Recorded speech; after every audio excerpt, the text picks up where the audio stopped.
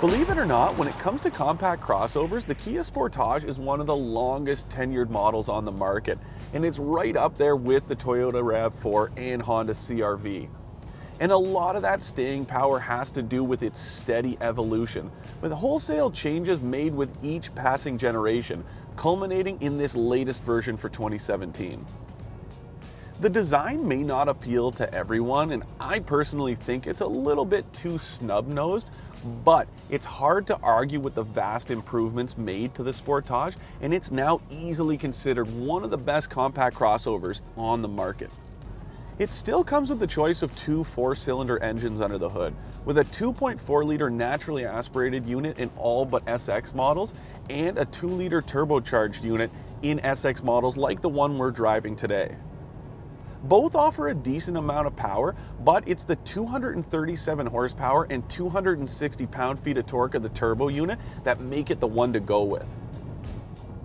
It's a responsive engine and provides plenty of giddy-up when you're passing slower traffic or merging onto the highway, and it comes mated to a 6-speed automatic transmission that's solid, if not spectacular, but it does do a good job of finding gears when you need it.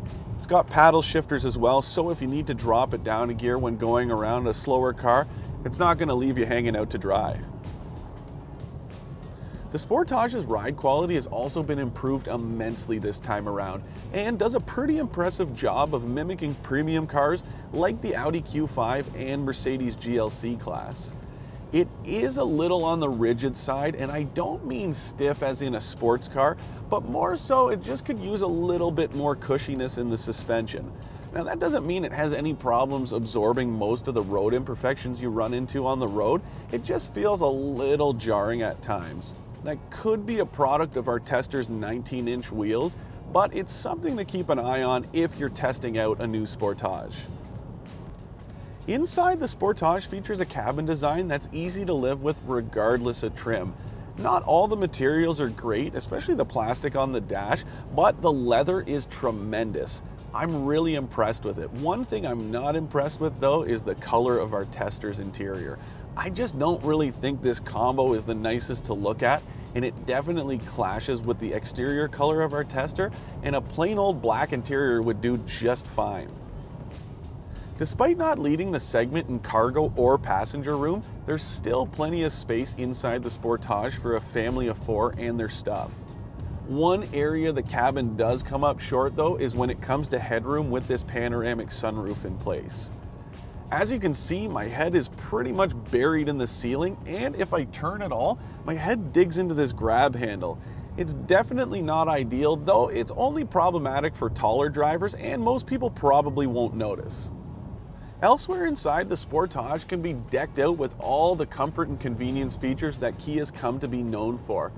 You can get it with things like a touchscreen infotainment system that runs Apple CarPlay and Android Auto, heated and ventilated seats, a heating steering wheel, you name it. The one area it's really lacking though is active safety features. Yeah, it's got things like forward collision warning, but it doesn't have adaptive cruise control or lane keep assist, and it's a real shame because this is otherwise a very competitive package. The 2017 Kia Sportage is now sophisticated and refined, terms you definitely wouldn't be able to use in its early days. It can easily go toe-to-toe with the segment's very best, including the Toyota RAV4 and Honda CR-V. But does it have what it takes to be called AutoGuide's 2017 Utility Vehicle of the Year? Stay tuned to find out.